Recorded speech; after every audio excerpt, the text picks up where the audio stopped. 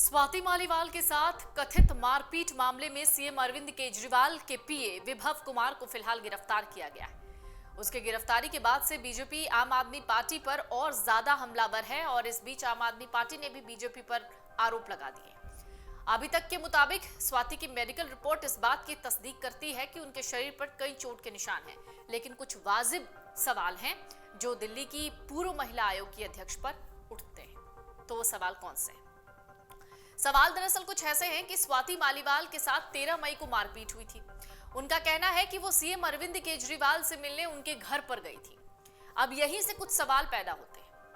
जब वो उनके घर पर गई, वहां पर बिना किसी उकसावे के केजरीवाल के पीए विभव कुमार ने उनके साथ मारपीट की। 7 से 8 थप्पड़ मारे, लात घूंसे चलाए, सिर पटका, धक्का मुक्की तक की। स्वाति कहती है कि उन्होंने सीएम आवास से ही पुलिस को फोन लगा दिया, अपने साथ हुए अत्याचार की जानकारी भी दी। आज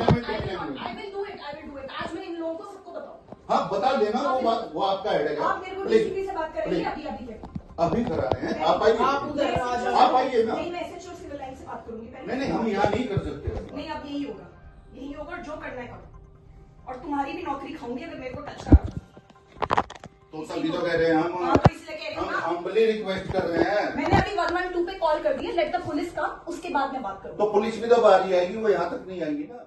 अब अगर सोचा जाए तो स्वाति को तुरंत एफआईआर दर्ज करवानी चाहिए थी, यानी उसी वक्त, लेकिन ऐसा नहीं हुआ।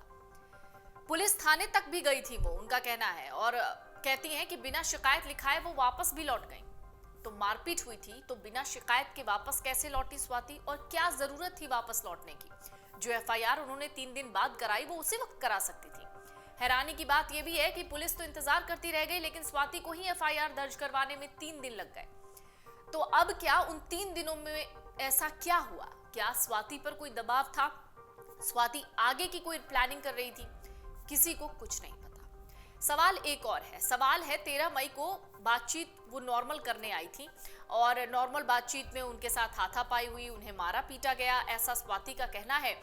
लेकिन आम आदमी पार्टी का ये दावा है कि 13 मई को स्वाति मालीवाल जब अरविंद केजरीवाल के आवास से बाहर निकली तो वो नॉर्मल तरीके से चल रही थी, लेकिन बाद में वो लड़खड़ाने लगी, यानी एफआईआर लिखवाने के 1 से 2 दिन के बाद।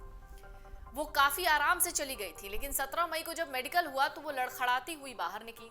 सौरभ भारद्वाज ने मीडिया के सामने भी यही सवाल उठाए। उनके मुताबिक अगर इतनी मारपीट हुई थी तो वो आखिर कैसे इतनी आराम से बाहर निकल गई? तब क्यों उन्हें चलने में कोई दिक्कत नहीं हुई, जबकि चोट तो ताजा थी? अब ये सवाल भी इसलिए उठ रहा है क्योंकि अभी तक 13 मई की घटना का पूरा वीडियो सामने नहीं आया है, लेकिन एक अंश कहा जा रहा है कि वो मारपीट का है। इस वक्त सोशल मीडिया पर एक वीडियो वायरल हो रहा है जिसको लेकर स्वाति ने भी दावा किया है कि ये वीडियो आधा अधूरा है। वायरल वीडियो की अगर बात करें तो यहां से भी एक सवाल उठता है। दरअसल वायरल वीडियो में विभव की कोई गलती उस वक्त नहीं दिख रही है। 13 मई का जो वीडियो आप देखेंगे, जो सामने आया है इस वक्त, उसमें स्वाति सोफे पर बैठी दिख रही हैं। 2 कर्मचारी उनसे बातचीत कर रहे हैं। कर्मचारी कहते हुए सुनाई दे रहे हैं, मैडम आप बाहर चलिए। वही स्वाति कह रही है कि मैंने 112 पर कॉल कर दिया है, एसएसपी को यहीं बुलाइए। इस पर कर्मचारी कह रहा है कि पुलिस भी तो बाहर ही आएगी, आप बाहर चलिए, आप तो पढ़े लिखे हैं, आपके साथ हम ऐसा नहीं कर सकते। उस वीडियो के आखिर में स्वाति ने जरूर विभव को लेकर कुछ अपशब्द बोले हैं, वो भी सुनाई दे रहा है, यानी कि जो वीडियो में अभी तक दिखा नहीं, विभव की कोई भूमिका उस तरीके की सामने नहीं आई। आज मैं इन लोगों को सबको बताऊं। हाँ बता देना, वो आपका हेडेक है। आप मेरे को डीसीपी से बात करेंगे अभी करा रहे हैं। आप आइए, आप आइए ना। नहीं, मैं एसएचओ सिविल लाइन से बात करूंगी पहले। नहीं, हम यहाँ नहीं कर सकते। नहीं, अब यही होगा जो करना है करो। और तुम्हारी भी नौकरी खाऊंगी अगर मेरे को टच करा तो तभी तो कह रहे हैं हम। हाँ, तो इसलिए कह रहे हैं हम बड़ी रिक्वेस्ट कर रहे हैं। मैंने अभी 112 पे कॉल कर दिया, लेट द पुलिस का, उसके बाद मैं बात करूंगी। तो पुलिस भी तो बाहर ही आएगी, वो यहाँ तक नहीं आएंगी ना। नहीं, कुछ नहीं होता, अब अंदर ही आएगी। जो होगा please come with me, please. Madam बात हेलो मैम प्लीज, उठा के फेंक ना, उठा के फेंक। हम रिक्वेस्ट कर रहे हैं आपसे। हम तो रिक्वेस्ट कर रहे हैं। आज फेंक दो। आज आप पढ़े लिखे लोग हैं, हम पढ़े आपके साथ लिखे। ऐसा थोड़ा करेंगे। ये गंजा नहीं, प्लीज आप ऐसा मैडम नहीं। आप ऐसा ना बोलिए, जस्ट बिकॉज यू आर क्योंकि आपसे भी ऐसा कैमरा। बोले। इस समय सबके लिए सिर्फ उतना ही सच है जितना स्वाति मालीवाल बता रही हैं। चिंता की बात है कि पुलिस को अभी तक उस घटना की सीसीटीवी फुटेज ही नहीं मिली है। चलिए एक और सवाल वो है कि आखिरकार स्वाति मालीवाल सीएम आवास पर गई क्यों थी? इस पूरे विवाद में ये सवाल बहुत ज्यादा अहम है। हो सकता है मिलने गई हो, कि 13 मई को अचानक से स्वाति मालीवाल का अरविंद केजरीवाल से मिलने का कोई मन हो, कोई बातचीत करनी हो, शायद इसलिए वो गई हो। उन्होंने जो शिकायत दर्ज कराई उसमें उस मुलाकात के कारण को लेकर उन्होंने कुछ नहीं बताया। ऐसे में किस उकसावे में हमला हुआ, किस उकसावे में विभव से कथित मारपीट हुई, ये साफ नहीं हो पा रहा है। अगर स्वाति के आने का कारण पता चल जाए तो इस पूरी घटनाक्रम की असली और सच्ची कहानी पता चल जाएगी। ये सवाल ज्यादा जरूरी इसलिए है क्योंकि स्वाति पिछले काफी टाइम से आम आदमी पार्टी के साथ बहुत ज्यादा एक्टिव नहीं थी। केजरीवाल की गिरफ्तारी से लेकर उनकी जमानत तक किसी भी मुद्दे पर उनकी तरफ से कोई बयान नहीं आया। ऐसे में अचानक से क्यों उन्हें केजरीवाल से मिलने की जरूरत हुई, उस मुलाकात का कारण क्या था, इसका जवाब जरूरी है। और ये बात एफआईआर में भी कहीं स्वाति ने दर्ज नहीं कराई। स्वाति मालीवाल आम आदमी पार्टी की सांसद हैं।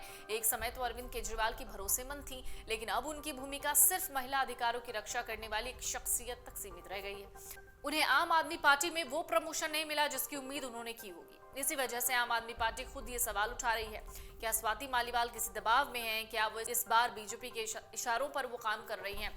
आतिशी ने दरअसल जिक्र भी किया कि स्वाति कुछ पुराने मामलों में फंसी हुई हैं, शायद इस वजह से वो दबाव में हो और उन्होंने इस विवाद को हवा दी। अब स्वाति का दावा और विभव कुमार का दावा और आम आदमी पार्टी की तरफ से किया गया दावा, इनमें क्या सच है क्या झूठ है, अब तक किसी को कुछ नहीं पता।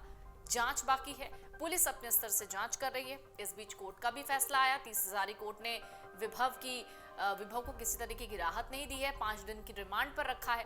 तो जो सच सामने आएगा वो 1 से 2 दिन में आ सकता है। अगर आप ये वीडियो YouTube पर देख रहे हैं तो हमारे चैनल को सब्सक्राइब करें और बेल आइकन को दबाना ना भूलें। अगर आप Facebook पर ये वीडियो देख रहे हैं तो हमारे पेज को लाइक करें।